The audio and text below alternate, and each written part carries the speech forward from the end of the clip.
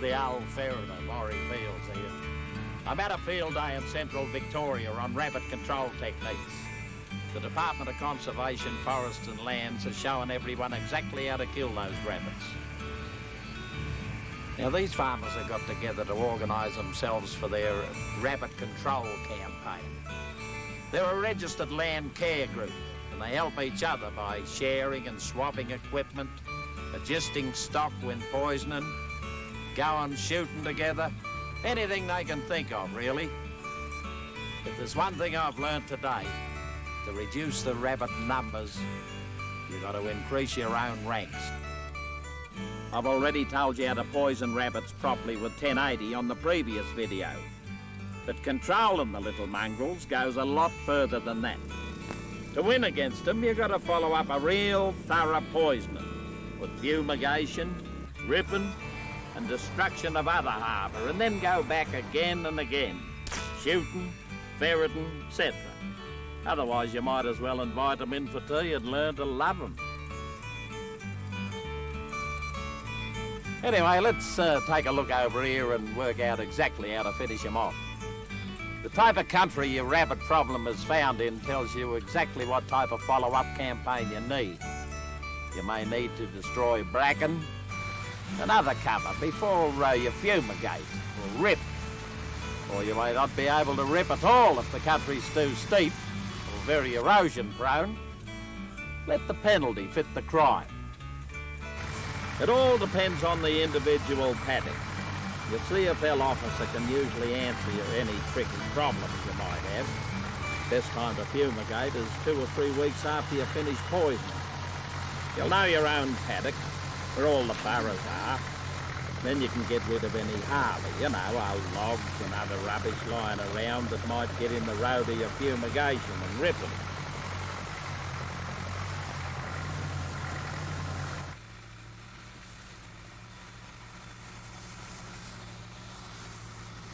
The next thing to do is to dog the area well, so all the rabbits are underground when you start to fumigate.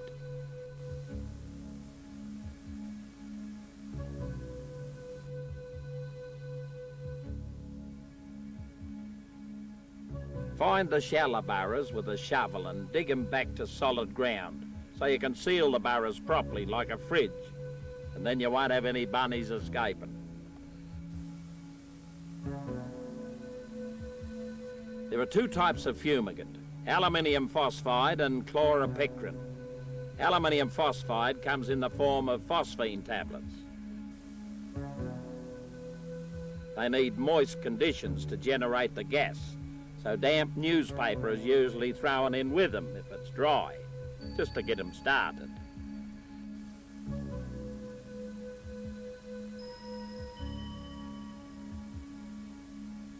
You know what happens if you don't block up all the holes, don't you?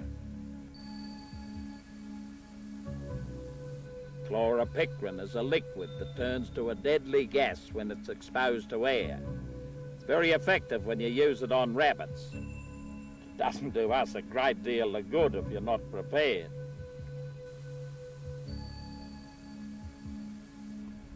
You know, the best way to make it is when I said it to that, and you might look at...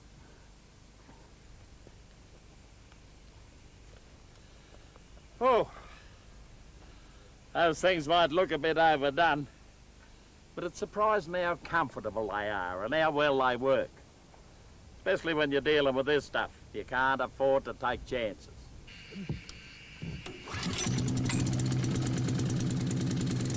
Some people put larvicide in with a larvicide gun, but the most effective way is to use a power fumigator.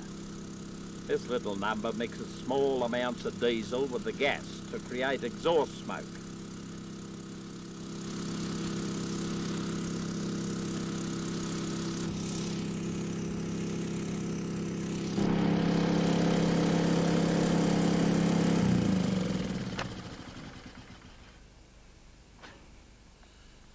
You know, it's beaut for working out where the holes are so you can fill them in as you go.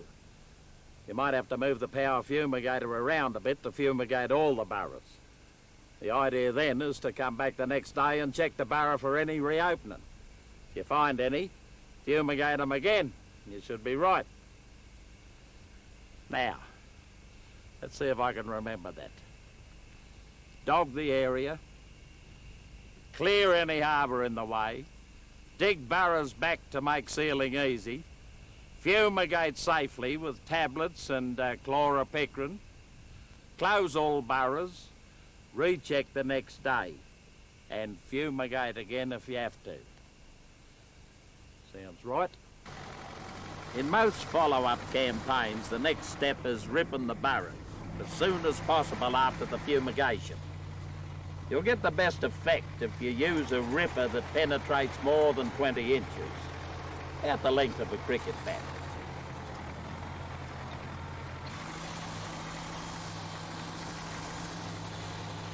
A blade plough would be quicker and better in erodible or sandy ground.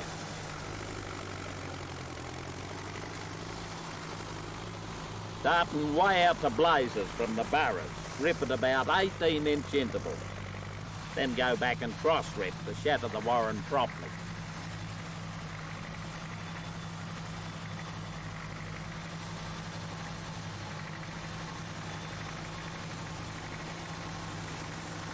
Going out spotlighting about once a month isn't a bad idea. Gives you an idea of the success of your job and tells you whether you've missed or overlooked any areas.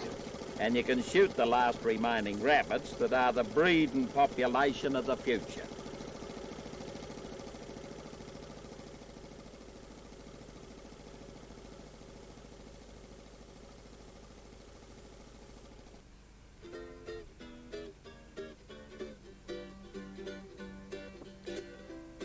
You know, it all boils down to making your farm less attractive to the underground mutton and protecting it against future infestations. That's where things like pestering your neighbours to do works come in. Fencing out the areas prone to warrens is good because you can plant trees in them and aerial bait in the future if you need to. Rabbits don't like tree cover, and you'll get a host of other benefits as well by getting rid of the rabbits. Maintenance throughout the year, like improving your rabbit fences and removing harbour, make the autumn poisoning campaign less necessary each year. If you look at your rabbit control as an annual integrated campaign and work in with your neighbours as much as you can, you'll find your farm becoming rabbit-free, and the level of control needed each year will reduce accordingly. But you've got to start now. Anyway, see you around. Run, rabbit, run, rabbit, run, run, run. You've had enough of your fun, fun, fun. We'll get by without our rabbit pie.